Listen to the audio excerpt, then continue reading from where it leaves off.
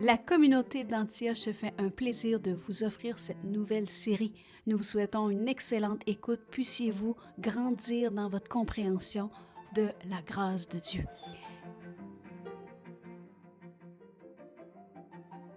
Bonjour et bienvenue à notre cours S'affermir dans notre identité en Christ pour une vie transformée. Aujourd'hui, dans ce cours numéro 13, qu'est-ce qu'on regarde? On regarde quelque chose de fascinant, de très important, ce que Christ est pour nous. Hein, tout au long du cours, dans le fond, ça a été le cours, ça a été ça, ça a été explorer tout ce qu'on a en Christ, tout ce qu'on peut recevoir comme bénédiction spirituelle et qu'est-ce que Christ est pour nous. On l'a vu un petit peu dans 1 Corinthiens 1:30, mais on va vraiment prendre le temps pendant ce cours-ci, puis peut-être le suivant, dépendamment comment on avance, de dire, ben, on doit redécouvrir que notre identité repose sur ce que Jésus-Christ est pour nous. Hein, on l'a vu, il est notre grand frère. Mon identité dépend de qui il est, parce que je suis placé en Jésus-Christ. On est une seule plante, une même plante avec lui. On a été recréé en Jésus-Christ. On est placé en Jésus-Christ. On est placé en Christ, dans le Père. On est toute notre identité dorénavant. On doit cesser de s'identifier à notre vie passée, de s'identifier à qui nous sommes selon la chair. Quand je dis selon la chair, ça ne veut pas dire selon nos mauvaises tendances, nos péchés, tout ça. Ça veut dire qui je suis à part toute la réalité spirituelle.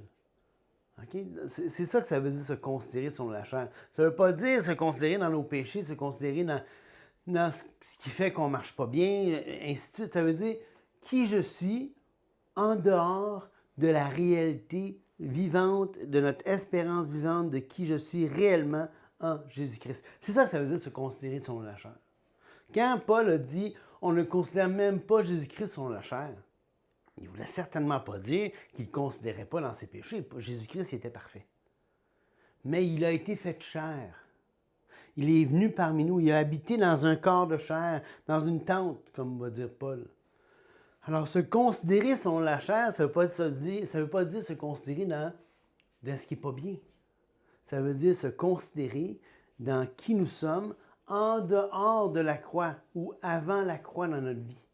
Comme considérer Jésus-Christ selon la chair, c'est le considérer dans toute sa portion terrestre, dans sa généalogie, dans tout ce qu'il est. Et c'est extraordinaire ce qu'il est. C'est très important de le considérer comme ça, de le comprendre comme ça. Mais c'est encore plus important de le considérer dans l'œuvre accomplie. Donc, sa vie avait une raison d'être, la croix a une raison d'être, il a été enseveli, il est ressuscité, puis il est monté au ciel, ça a une raison d'être. Puis quand il est allé au ciel, l'ascension, ça n'a pas terminé, là. Parce qu'il est allé faire la purification du tabernacle céleste par son sang. Et c'est seulement après ça qu'il s'est assis à la droite du Père et que son œuvre était achevée. Okay? Parce que n'oubliez pas, dans le tabernacle, hein, on se rappelle, dans le désert, le tabernacle, il y avait le parvis où est-ce que les gens allaient, il y avait l'autel, hein, l'autel où est-ce que les sacrificateurs brûlaient les sacrifices, il y avait les cornes de l'autel où souvent il était aspergé de sang ou ainsi de suite.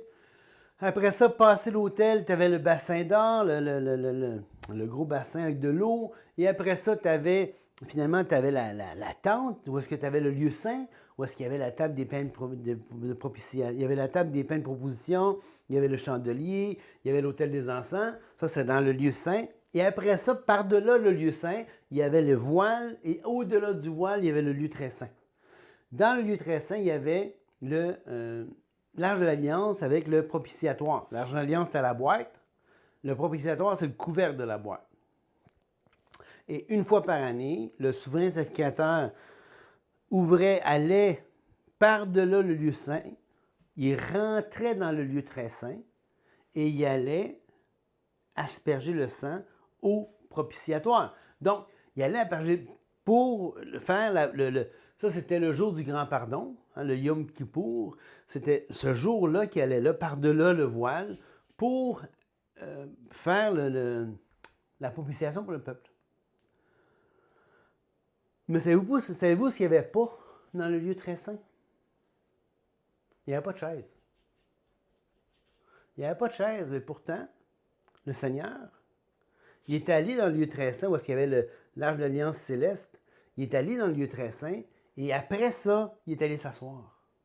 Mais il n'y a pas de chaise nulle part dans le tabernacle. Les prêtres ne s'assoyaient pas. Mais notre souverain sacrificateur s'est assis. Pourquoi? Parce que son œuvre était achevée, son œuvre était terminée. L'œuvre sacrificielle. Encore aujourd'hui, il intercède pour nous. Il est vivant, il intercède et tout ça. Son œuvre de médiateur, son œuvre d'intercession n'est pas terminée. Mais il est assis à la droite du Père. Il va se lever des fois. On l'a vu avec Philippe. Il s'est levé quand Philippe a été exécuté, ni plus ni moins, parce qu'il témoignait de Jésus-Christ. L'honneur, il a tellement honoré la mort de Philippe qu'il s'est levé. Donc,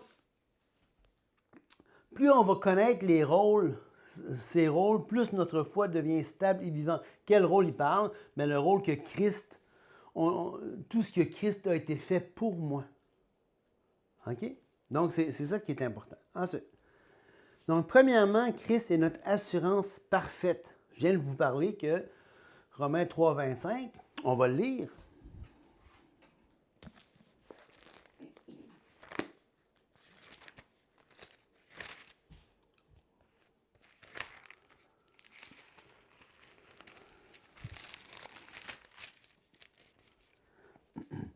C'est lui, donc Jésus-Christ, que Dieu a destiné à être par son sang pour ceux qui croiraient victime propitiatoire, afin de montrer sa justice parce qu'il avait laissé impunis les péchés commis auparavant, au temps de sa patience.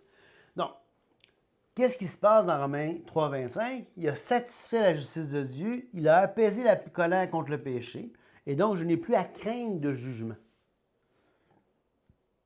Et donc, si on regarde la traduction comme plus littérale un peu, c'est lui que Dieu a destiné, par son sang, à être une propitiation pour ceux qui croiraient. Okay? Dans le contexte de Romains chapitre 3, Paul explique que la justice de Dieu est manifestée en dehors de la loi, par la foi en Jésus-Christ. Le verset 25 décrit Jésus comme le moyen par lequel Dieu démontre sa justice en satisfaisant à la fois l'exigence de la justice et à l'offre du pardon. On se rappelle l'un des cours que j'ai fait sur le cours sur le salut. On se rappelle que dans Ésaïe 53, Jésus il a été celui qui a porté nos péchés. Hein, on avait vu que nos péchés étaient sur nous. Maintenant, ils sont sur lui. Il y a eu ce transfert. Et il a été frappé pour nos péchés. Il y a eu ce transfert-là où est-ce qu'il a porté mes péchés pour moi. Donc, ce n'est plus moi. C'est lui qui a souffert, qui a dû payer ça pour moi, pour assumer ma peine. Et donc, il a satisfait aux exigences du pardon, mais on rappelle que dans ce cours-là, j'avais mentionné que Dieu est amour, hein, un Jean 4,8, un Jean 4,16, donc il aime l'être humain, mais Dieu est également juste, donc il doit punir le péché. Et il y avait ce dilemme-là pour Dieu, et ce dilemme-là, il a été résolu dans la personne de Jésus-Christ, et on voit ça ici, le verset dans Romains 3, 25. Donc, il est satisfait à la fois aux exigences de la justice et à l'œuvre du pardon. Donc, le grec pour propitiation, c'est l'astérion. Le nom, c'est un nom neutre, ok, bon. Le mot qui désigne le couvercle du propitiatoire dans le Lévitique. Je viens de vous l'expliquer. Il y avait, dans le tabernacle, il y avait, tu rentrais, tu avais l'autel d'airain, tu avais le bassin, tu avais la tente, où est-ce que tu avais aussi le lieu saint, et après ça, le lieu très saint. Le propitiatoire, il était dans le lieu très saint. C'était le couvercle de la boîte qu'on appelle l'arche. Okay. L'arche de l'Alliance, parce qu'il y avait les tables de la loi que Dieu avait écrit à Moïse. Il y avait le bâton qui avait fleuri lors de la révolte de Corée. Puis tu avais un pot de manne qui avait été récolté puis qui était dans la boîte, dans le contenant de la boîte. Puis par-dessus ça, tu avais le couvercle qui s'appelait le propitiatoire.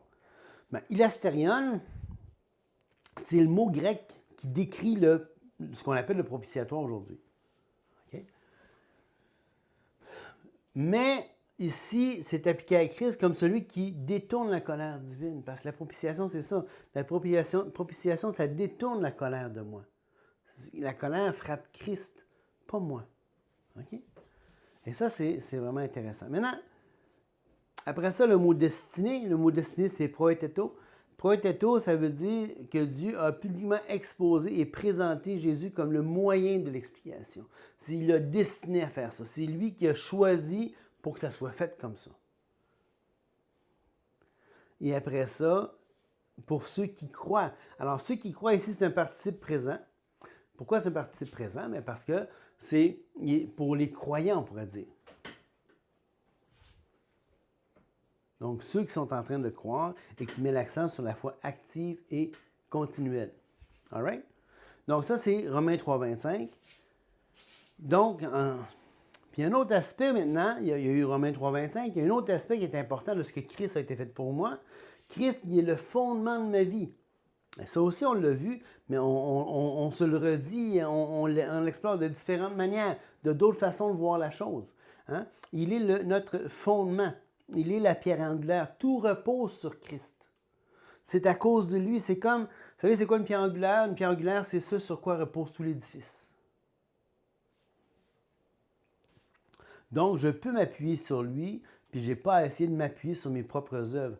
Donc, dans Éphésiens 2,20, la traduction nous dit « Vous avez été édifiés sur le fondement des apôtres et des prophètes, Jésus-Christ lui-même étant la pierre angulaire. » Alors, dans Éphésiens 2,20, ce que ça dit, c'est que l'Église a été fondée sur différentes choses. Sur l'édifice des apôtres et des prophètes. Donc, le fondement, hein, quand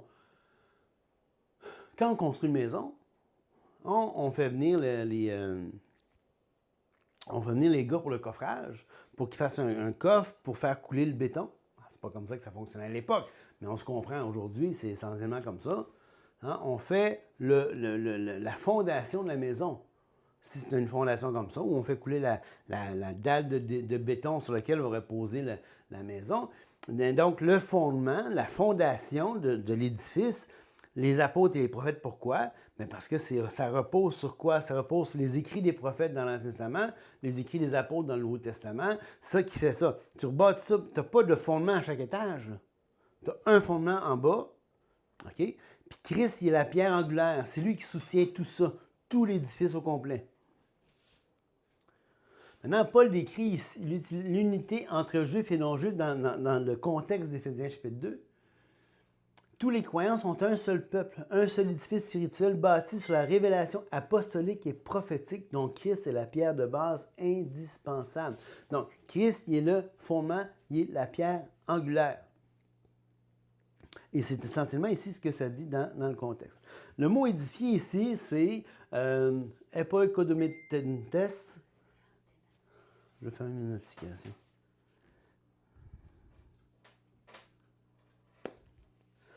Merci. Donc, c'est un participe aoriste passif nominatif. Ça veut dire que ça indique une action qui est déjà accomplie. Les croyants ont été construits. L'édifice repose déjà sur ce fondement-là. C'est pas quelque chose qu'on bâtit, là. C'est là, c'est fait, c'est le fondement, c'est la fondation, c'est solide, ça ne bronchera pas. OK? Le mot fondement, thémélios, c'est un terme architectural pour désigner la base d'un bâtiment. Ici, figurativement, les enseignements de base donnés par les apôtres et les prophètes. Comme je l'ai dit, c'est le fondement, c'est la base. C'est un terme architectural et s'il est utilisé de manière figurative, c'est une métaphore pour dire quoi? Pour le fondement, la base. C'est pas quelque chose qu'on construit tout le temps, là. C'est le fondement. Puis la pierre angulaire, akogonoinianos, niaos plutôt, adjectif nominatif, bon, désigne la pierre essentielle qui tient l'ensemble du bâtiment, comme base finale et centrale de l'Église. Là, l'Église, je ne parle pas, là, quand on parle d'Église, on ne parle pas du bâtiment, là. On parle de l'ensemble de tous les croyants. Et tous les croyants, on parle de tous les croyants depuis le premier siècle jusqu'à aujourd'hui. Et plus l'Église va, plus ça va, plus il y a des gens qui acceptent Jésus-Christ comme sauveur, plus les gens sont placés en Jésus-Christ, plus le corps de Christ augmente et plus l'Église augmente. OK? Mais ce n'est pas des bâtiments, là. C'est des gens. L'Église est faite de gens. L'Église est faite de vous autres, puis de moi, puis de d'autres qui ont tous placé leur confiance en Jésus-Christ seul pour la vie éternelle, puis ont été joints et unis en Christ par le baptême du Saint-Esprit en Jésus-Christ, 1 Corinthiens 12-13, comme on l'a vu par le passé. Donc, l'autre chose aussi, c'est que Christ, c'est la source de notre existence. Christ, c'est la source de notre existence. Colossiens 3-4, ça dit qu'il est notre vie. Jésus-Christ est notre vie. Jésus est notre raison d'être. Je vis par lui, avec lui, puis pour lui. C'est ça le fondement même de mon existence. Donc, quand Christ, votre vie, dans Colossiens 3-4, c'est un passage qu'on a lu ensemble, quand Christ, votre vie, paraîtra, alors vous paraîtrez avec lui dans la gloire. Encore une fois, vous savez ce que ça veut dire, l'eschatologie? L'eschatologie, ça veut dire l'étude des temps de la fin. Mais quand on dit une vision eschatologique, ça veut dire que c'est une vision qui voit jusque dans le futur, jusque dans les temps de la fin. Fait que quand on parle d'une eschatologie personnelle, on parle de qu'est-ce qui se passe à une personne quand elle meurt, et dépendamment qu'est-ce qui se passe dans l'après-vie. Puis quand on parle de l'eschatologie au sens large, ben c'est qu'est-ce qui se passe dans le calendrier prophétique. Qu'est-ce que Dieu prévoit dans la suite des temps pour le reste de l'humanité. Donc ici, il y a vraiment c'est comme un mix des deux un peu ce verset-là. Parce que ça parle de l'eschatologie personnelle, mais ça parle aussi de l'eschatologie générale. Christ va revenir. Quand il va paraître, ben c'est comme on va le voir, puis c'est notre vie qui paraît. Puis on va paraître aussi avec lui dans la gloire.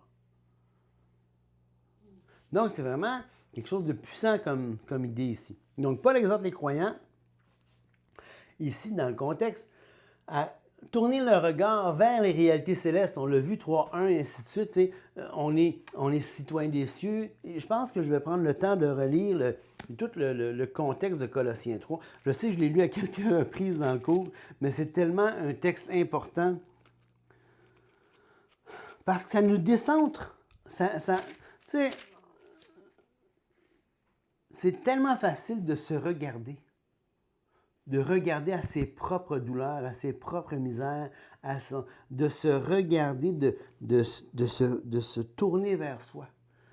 Mais dans la Bible, qu'est-ce que ça dit? Ça nous motive à se détourner de soi pour regarder un autre. Alors, si donc, verset 3.1, vous êtes ressuscités dans Colossiens 3.1 avec Christ, cherchez les choses d'en haut, où Christ est assis à la droite de Dieu. Mais oui, mais on l'a vu dans Éphésiens, il est assis là, mais qui c'est qui est assis là aussi?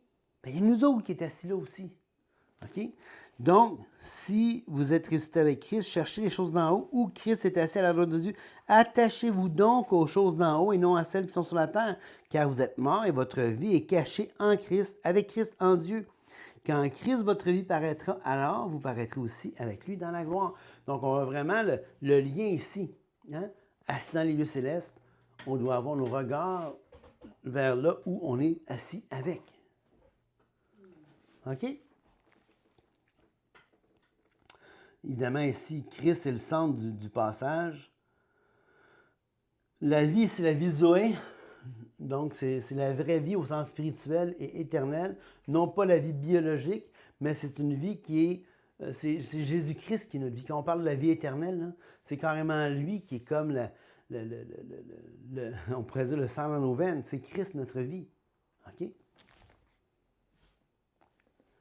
Ensuite, le mot paraître, phanéroté, qui est un verbe à l'aoriste, donc ça aussi, donc c'est quelque chose de terminé. Hein? Et donc, c'est révéler, rendre visible, fait allusion au retour glorieux de Jésus-Christ. OK? Donc ça, c'est un, on appelle ça, c'est un aoriste futur, c'est-à-dire que sa voix, c'est comme ça parle de quelque chose déjà fait, vu comme étant déjà fait, mais c'est futur encore. Non visible actuellement, mais c'est comme si le sens de la route dans ce cas-ci, c'est vraiment quelque chose comme... C'est comme si j'en parle au passé, mais c'est tellement vrai, c'est tellement assuré qu'il en parle au passé, même si c'est futur.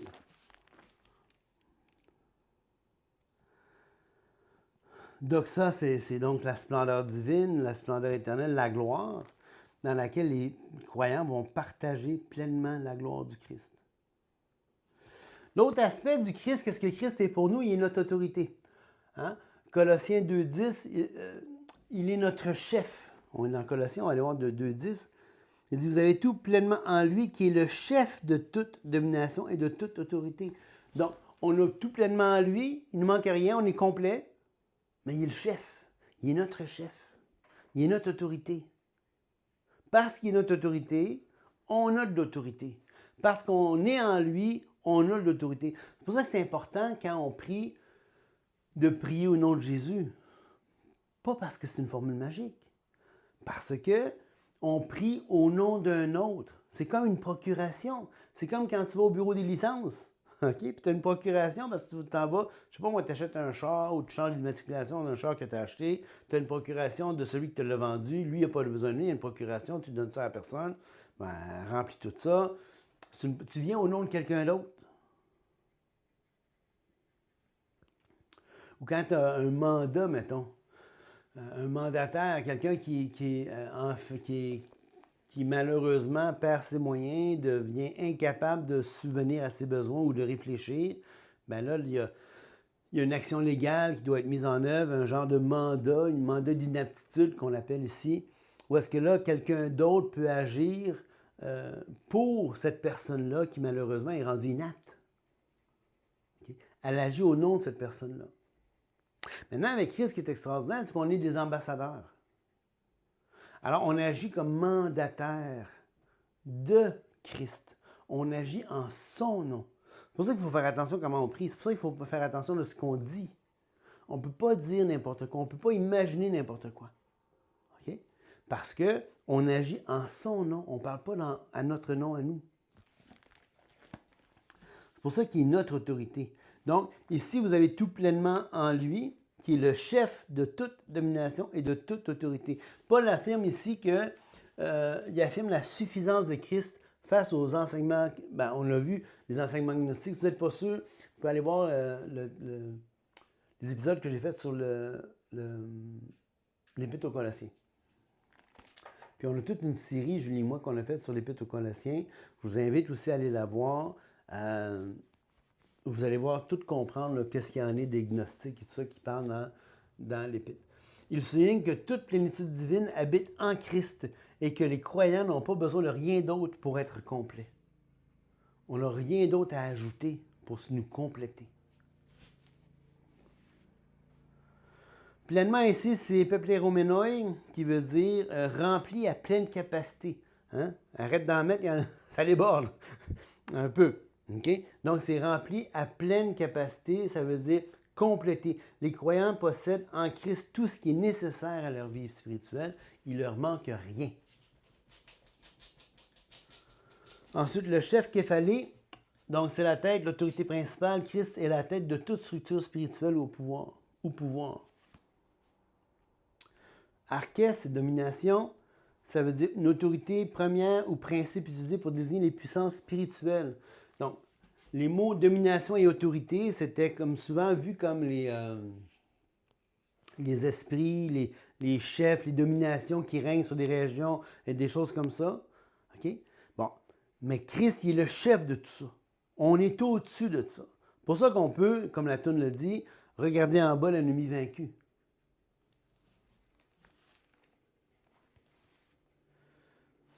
Christ est aussi notre époux fidèle. On l'a vu dans Éphésiens 5, 25. Il a aimé l'Église et il s'est livré lui-même pour l'Église. Dans le contexte de Éphésiens 5, 25, il parle des relations conjugales et Paul présente l'amour sacrificiel de Christ comme un modèle suprême pour les maris. Un amour qui se donne totalement pour le bien de l'autre. Amen. Et donc, c'est un modèle. Et Christ, il est notre époux fidèle. Il s'est donné complètement pour nous racheter. Il a donné sa vie pour nous. Effectivement, c'est un modèle pour la vie d'époux et d'épouse. Il s'est livré volontairement. Donc, c'est un terme qui il s'est livré jusqu'à la mort pour sauver les siens. Pas juste les siens. Hein, on s'entend, il s'est livré pour le monde entier. Mais puisqu'il s'est livré pour le monde entier, bien, il s'est livré aussi pour les individus qui vont croire en lui. Il est aussi, excusez-moi, il est aussi notre défenseur dans 1 Jean 2.1. Notre défenseur dans 1 Jean 2.1, il plaidera notre cause devant le Père. Je n'ai pas à me laisser accuser injustement par l'ennemi. Hein? Je n'ai pas à accepter les accusations. Je peux, si dans l'Ancien Testament, à un moment donné, il y a David qui se fait démettre un peu. Il y a comme un putsch. Le fils de David, Absalom, va faire un putsch, va faire comment on dit ça, là? Il va détrôner son père. Puis David doit fuir. Et pendant sa fuite, qu'est-ce qui va se passer? C'est qu'il y a un homme qui s'appelle Shimei. Shimei, pendant sa fuite, va lui dire des insultes comme ça. OK? Puis il y a un des hommes vaillants de David qui dit, « Veux-tu que j'aille le tuer, ce chien-là? » David va dire, « Non, au cas où que ce soit le Seigneur qui parle. Au cas où que ce soit le Seigneur qui me parle. » Quand quelqu'un t'accuse ou quand quelqu'un te fait des reproches, il ne faut pas que tu y en veuilles. Il faut que tu l'assumes. Il faut que tu dises, « T'as coup, c'est Dieu qui me parle. T'as coup, il a raison. » Après ça, tu vas, tu demandes au Seigneur, tu vas devant le Seigneur, puis tu dis, « Ben, écoute, c'est-tu vrai? » Si c'est vrai, tu confesses ton péché, tu te repens, puis tu poursuis ta route. Tu ne laisses pas atterrir par ça, tu ne te laisses pas abattre par ça. C'est bon? Ici, dans la traduction littérale un peu de 1 Jean 2.1, ça dit nous avons un avocat auprès du Père, Jésus-Christ le juste. Donc, Jean écrit pour exhorter les croyants à ne pas pécher, mais rassure les croyants que s'ils chutent, Christ est leur défenseur fidèle devant le Père. Christ, il est là pour plaider notre cause. On n'a pas à craindre. Et il est juste. Donc, ses décisions, son plaidoyer, il est juste. Il n'est pas affecté. Il n'est pas un avocat qui se laisse acheter. Il n'est pas un juge qui se laisse acheter. C'est quelqu'un qui est juste. Le mot avocat ici, paracléton, paraclet, on l'a vu, quand Jésus va parler du Saint-Esprit, quand on a fait nos cours sur le Saint-Esprit, on a rappelé que le Saint-Esprit, c'était un autre paraclet, un autre de la même nature. Bien, Jésus, c'est un paraclet, c'est un avocat. C'est quelqu'un qui vient à côté de nous, puis qui nous réconforte, qui prend notre cause à cœur, qui nous défend, qui vient nous défendre. Et donc, Jésus est un paraclet, le Saint-Esprit est un paraclet. Okay? C'est littéralement celui qui est appelé aux côtés. Ça désigne un défenseur, un intercesseur juridique et spirituel. C'est une protection et il est juste. Donc, il est sans faute, il est qualifié pour intercéder en notre faveur, puis son intercession va toujours être exacte, parfaitement vraie. On est à combien de temps, Juju? Donc, la prochaine fois, on va partir de ça ici, puis on va continuer à regarder ensemble ce que Christ a été fait pour nous. Alors que Dieu bénisse, on se voit la prochaine fois.